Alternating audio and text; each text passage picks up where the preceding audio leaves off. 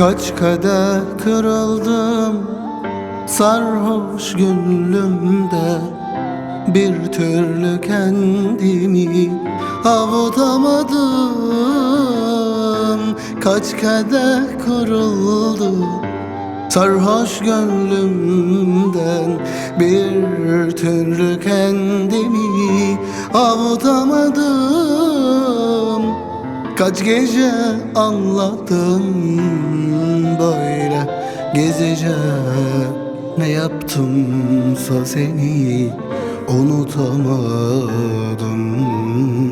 Ne yaptımsa seni unutamadım.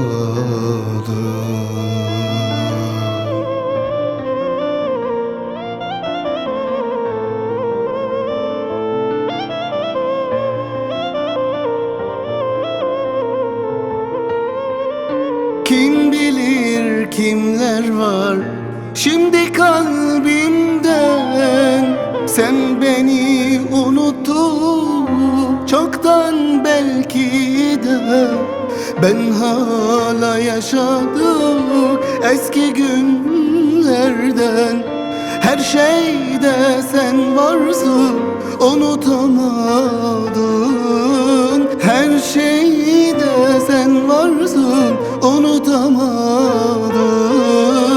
Her şeyde